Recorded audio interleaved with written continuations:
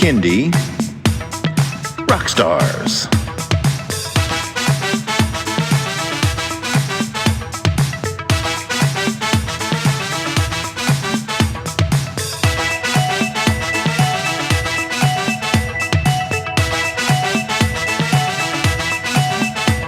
Prepare for a treat, let's meet and greet some bands and singers that are super sweet, making music that's fun for boys and girls. Help them learn about this great big world. Fun for the family, yes it's true, your kids will love it and you will too. Clap and dance and sing aloud, become a part of the Kindy crowd. These songs will make you move your feet and give your ears a great big treat. So settle in, grab your guitars, and let's get to know our Kindy rock stars.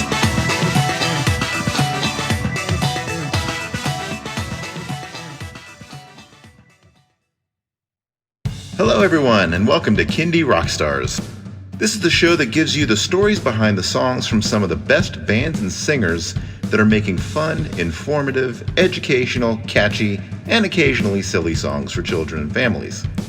I'm your host, Patrick Adams, and each episode of Kindy Rockstars will feature an artist and a featured song.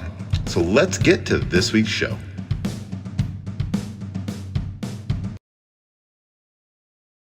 Joining me today is Kane and Regan from the KaRS, and that is KaRS, and they are from New Zealand. Welcome to the show, gentlemen. Kia ora, everybody. Kia ora. All right. So how did you guys get started into Kindy music? Well, Regan and I, we were living together in Palmerston North, entertaining, working at Centrepoint Theatre, a professional theatre company here, and we trained at UCOL Theatre School.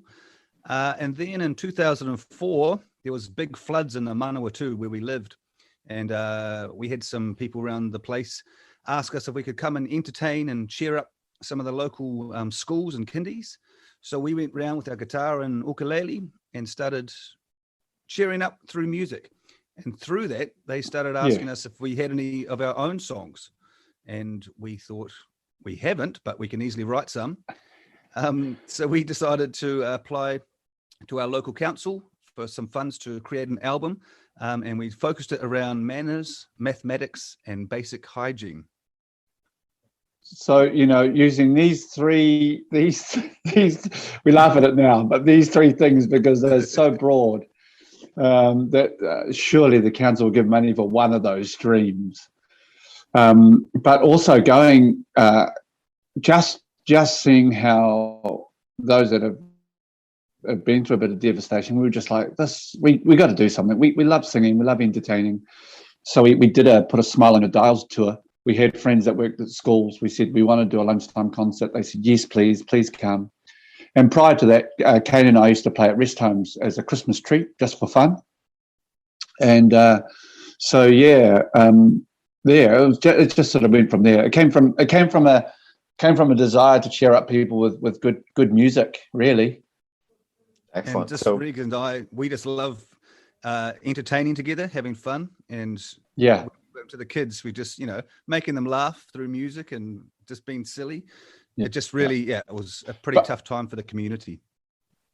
Yeah, but the children, as we know, they're the best critics. If they don't like you, they're playing with the pieces of paper that they've got in front of them. They're chatting.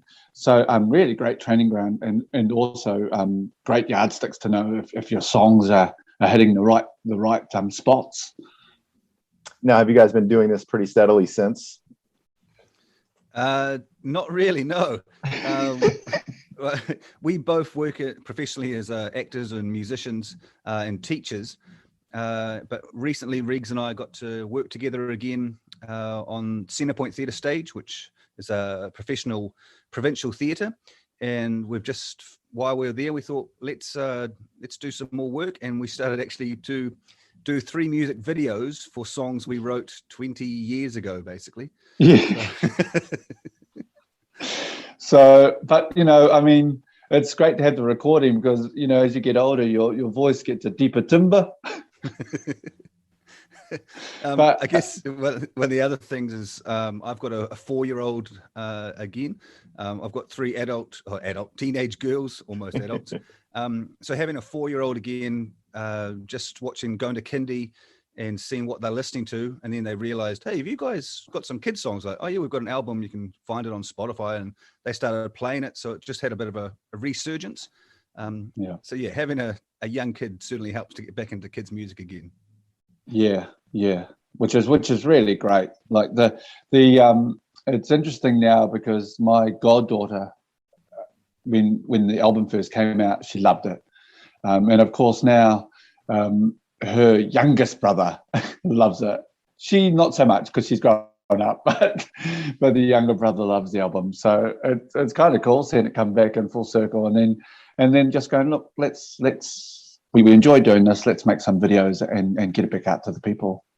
Yeah, Excellent. it's where I work. I teach at a music school, and I have an 18-year-old student here who remembers listening to Grubby Hands, one of our songs, back when he was little. This is like, oh my goodness. It's a good yardstick for knowing that you're aging, eh?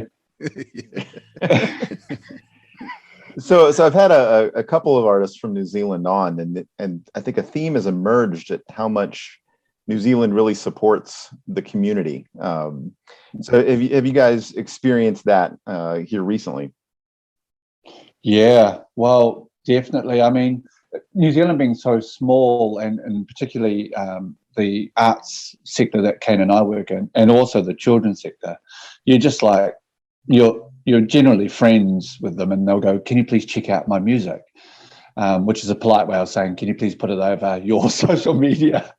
But we're happy to do that because it's like, yeah, that's really cool. Or, hey, we've got this lick. What do you reckon? And then they might just add on or play two, and then we go, yeah, that's it. And then you attribute, and you just keep on building up. But it's about the community feel, really. Like that's pretty cool. We're always, Ken and I don't live in Palmerston North in the region anymore, but I love going back there because the people are always going to be behind you and help you with your endeavors.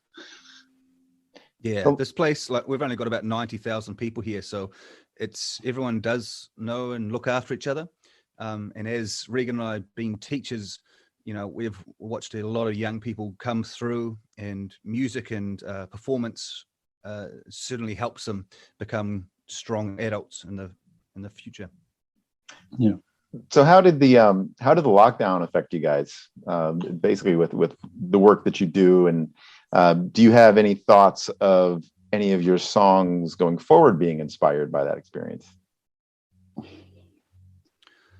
We were just working together, as I said before, with a show called The History of Palmerston North, which is Regan and I were in. And while we were doing that, we were filming our music videos. So we said to that, we got some funding again to create three music videos. We got 2 done, and the third one was going to be happening the weekend that COVID happened. Oh, sorry, the lockdown happened. So that's just been put aside a little bit. What's been nice though, having that time, is that our editor and everyone's been able to work on it and get the bits and bobs out to community, and having something for kids to look forward to. Like, here it comes, the music video, and the kids that have been in it, they're all pretty excited to see themselves. Like, I'm going to be on YouTube. That's my little fella, Kippy. He's just like, am I going to be on YouTube, Dad? It's like, yes, you are. So he was things like that to keep them happy and motivated, I guess, is one of the bonuses. Yeah. And I logged into other artists like Anika Moore and Tony Wyeth, and they were doing readings of books or singing of their songs, 9 a.m. jump time and things like that, which was just fantastic. I think it was good for them as artists as well to make sure that they had some routine and something to do, and just people logging in and enjoying it. And I was just like, oh, this is great. Like, it's a great feel for the situation that we're in, which is positive, which is a great thing. Going forward and writing something about lockdown songs, I suppose it's interesting because you got to try and find those real gems of positivity that can be put into major chords. Yeah. and seeing what the content is, like playing with the cats or doing the gardening or colouring in, or getting on mum and dad's nerves, you know, or something. Yeah, the first song we released as a music video, I guess, has a synchronicity. It's called Grubby Hands, and it's about washing your hands, which is hugely important in a virus COVID time. So we're still hoping for the Ministry of Health and the government to pick it up and send our Spotify streams through the roof. Yeah, but also this month in New Zealand is Mahuru Te Reo Māori, which is a celebration of the Indigenous language of New Zealand. And we didn't do it on purpose, but this song is half English and half Te Reo Māori, half the Indigenous language. We hadn't even thought about that. So it's great how sort of things just sort of sync up like that. Yeah, beautiful. Yeah. Excellent. All right, you guys ready to get into a song? Sure. Yeah. This episode's song is called The Greeting Song. All right, gentlemen, tell me what inspired this song. I think it was one of our first ones, wasn't it, Kane? I think it was actually, yeah. Yeah. So it's a cappella, which meant we didn't have any instruments. And it was really just like I think we might have gone to the International Pacific College, and they had an international day, and then we became inspired by all the different greetings. And then we thought, let's string some together. I think we were just mucking around in the kitchen, and we just started playing around by saying different greetings to each other and laughing as we do. And then it just stuck, really. And then we thought, let's put that down as a track. And I think we had a couple of friends that were there, and they're like, hey, you haven't get a Samoan greeting in there. They're like, because we've got a lovely Samoan mate, Drum Leota. It was like, yeah. And then, we just had it started a jam, and as you'll hear soon, there's a few different voices in there. And just that good call and response thing, repetition for kids to learn. We could have kept going with more and more verses. There's a lot more greetings out there in the world, but I think for it's just nice and succinct. And when I picked up my son the other day from kindy, when I turned up there, they were all singing the song as they were leaving. They were singing the greetings. Yeah, as they were leaving. So we need the farewell song. I was about to say a goodbye song is next. The goodbye song, yeah. Did you count how many? Did you count how many particular greetings you got into the song? I've never actually counted. Do you know, Riggs? No, I haven't counted. But one of it's not tricky, it's actually beautiful, but a Niue friend was like, well, you need our greeting. And I was like, oh, what is it? And they're like, Whakalofala yatu. And I was like, oh, that's a lot of syllables.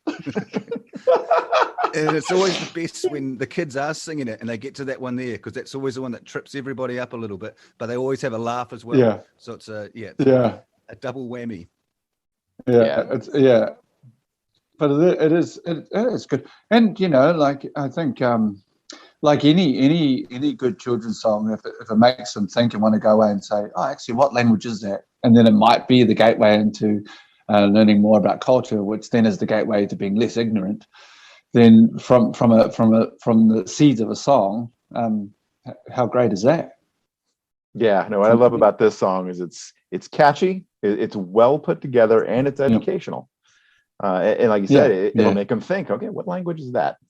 I didn't recognize all the languages. I maybe grabbed 5 or 6. Yeah. But there's still more languages. I mean, it would be, it's pretty awesome. All right, well, let's play the song. Here is the greeting song from the KaRS. Hello, kia ora, talofa, malolele. Hello, kia ora, talofa, malolele.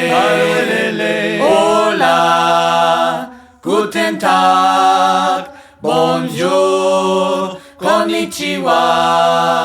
Hola, guten Tag, bonjour, konnichiwa, ni hao, namaste, buongiorno, whakalofa lai atu.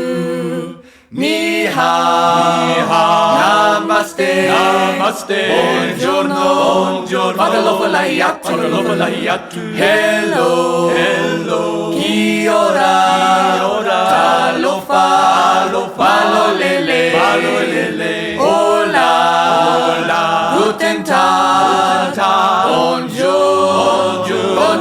Konnichiwa. Ni hao. Namaste.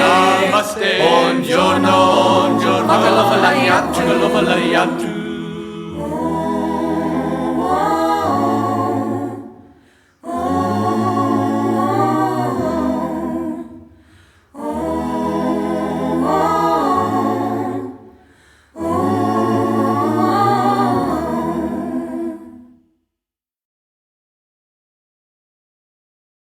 That was the greeting song by the KaRS. All right, guys, tell everyone where they can stream and download that song and where they can find and connect with you on social media. We're on all the major platforms.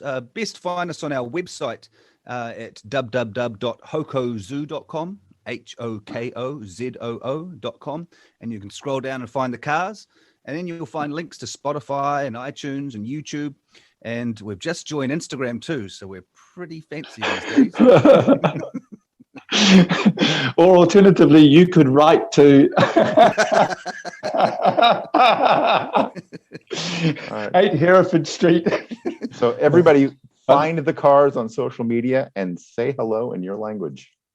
Yeah, that would be awesome. Actually, that'd be really great. Yeah, do that. If you haven't heard a greeting on there, yeah, please find us and then slip us a message, and yeah, we can just keep adding, I reckon. There's more language. There definitely are more languages. And we are called the KaRS, but KaRS. It's an acronym for the Kane and Regan Show. So if you type up the KaRS, usually you'll get the other band, the KaRS.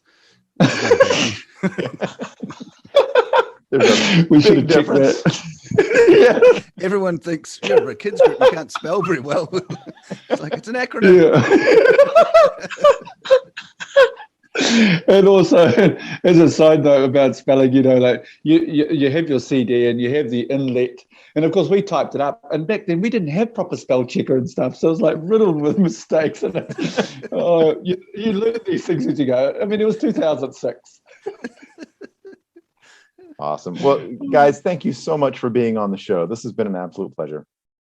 Awesome. Thank you so you, much, Patrick, and thank you to the listeners, and Kia ora, good everybody. to see you. Good to see you.